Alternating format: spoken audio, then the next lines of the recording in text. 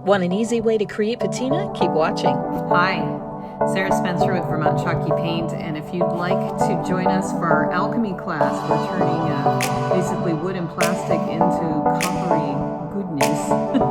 I know, because man, this look is absolutely gorgeous, and it's super easy to achieve.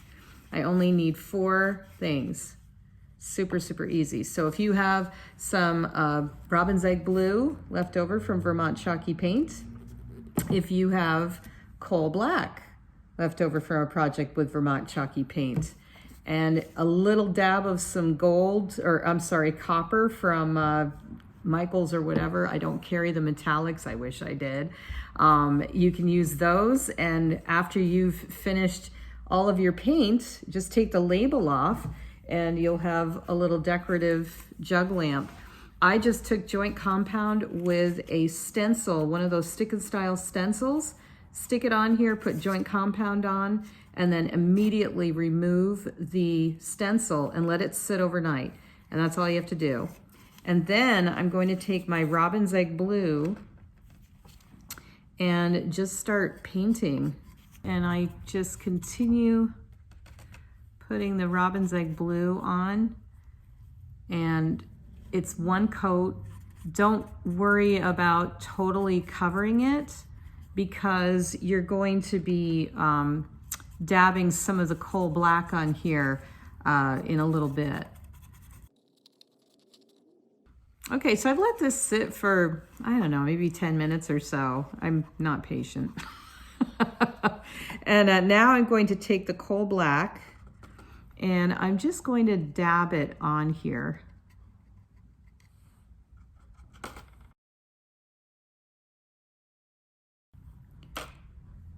And then once you get a section done, you just wipe it down. You can dab it to get different effects with what you're creating. And I'm just going to keep going.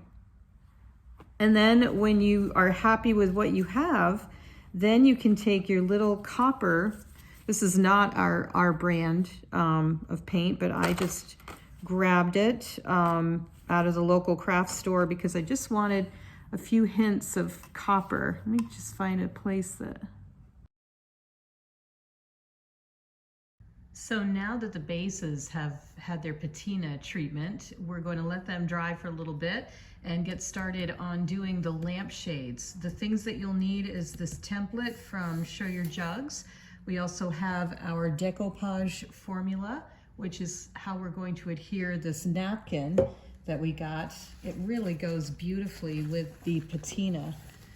And you can just find different napkins to go with whatever you're doing.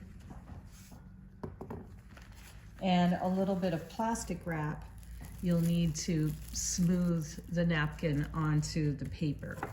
And you'll also need to have a glue gun so that you can glue everything in place when you're done for the lamp holders, which we also have the lamp holders. And you're going to need a little tea light. So I'm gonna get busy here.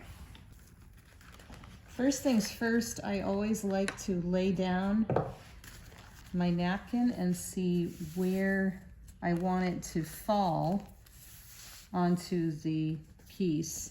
And I'm seeing this really curvy spot, so I think I'm going to pivot my napkin so that I get all of those little curlicues in there.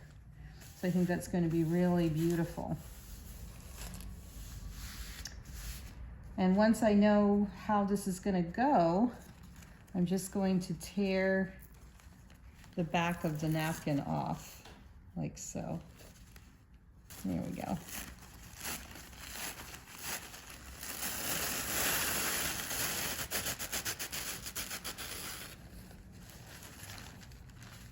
All right, and you want to make sure that you've gotten all of the layers. It should be really translucent when you go ahead and use this napkin. So now that I've got my napkin, I know what I want to do. My next step is I'm going to take my decoupage formula and put it down with my foam brush. And you can be pretty generous with this. and make sure that you get the edges. Now, yes, you can absolutely cut the frame out if you want of the lampshade, but I like to just kind of lay my glue down. Also, this is the top of the lampshade and this is the bottom of the lampshade. Very important, especially if you have lettering. You don't want to have your lampshade upside down. All right, so I know that I want to have my pattern on the bottom. So I'm going to lay this down in place.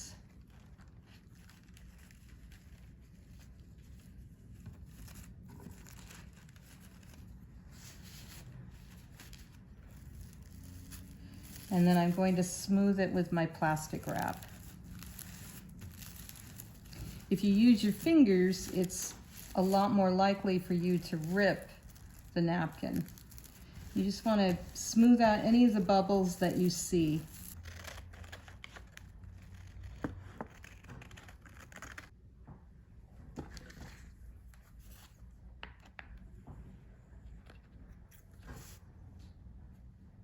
All right.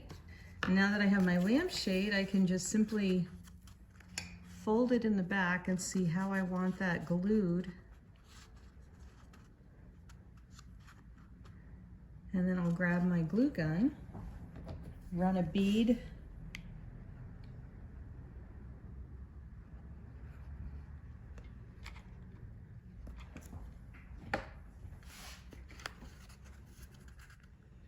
and then just simply glue it in place there. And then I just take my lamp. I'm going to put some glue down on that. Let me clear my space first.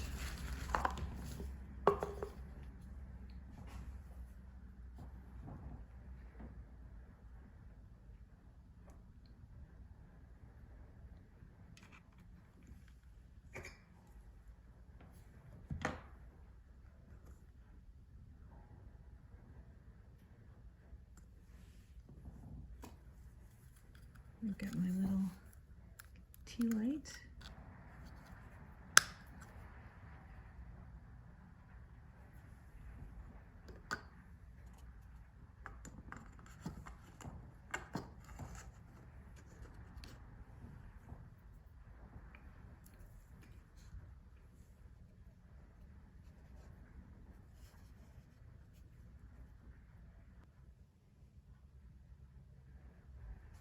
And lastly, what you can do is you can coat your lamps with some of the decoupage. This is our clear coat.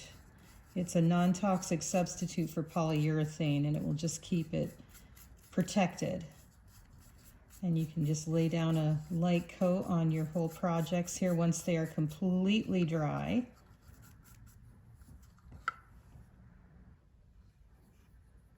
And you want to cover the box too. Even where the napkin is, that's fine. That gives it a little more protection.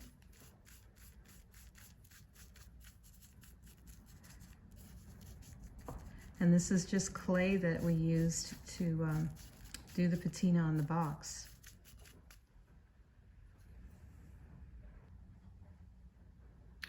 And any of the scraps that I have left over from the lampshades, I'm just going to decoupage inside.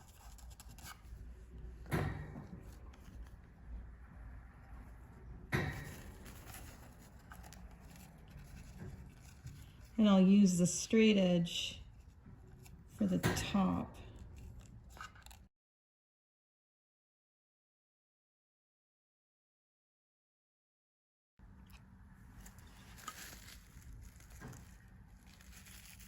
So then once you have it laid down, just use your plastic wrap. I just ball it up and press in here. And then just let that completely dry. And then put another coat of the decoupage on it when it's dry. It just makes a really nice interior for your box.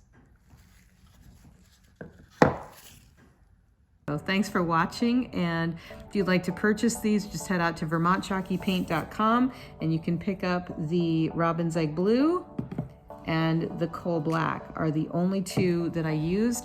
We also have a clear coat, or you can use the decoupage formula to put a seal on this. It is a non-toxic substitute for polyurethane. Yay. So enjoy, and thanks so much. Show me your projects. I'd love to see them. That brings me a lot of joy just to see how this worked out for you.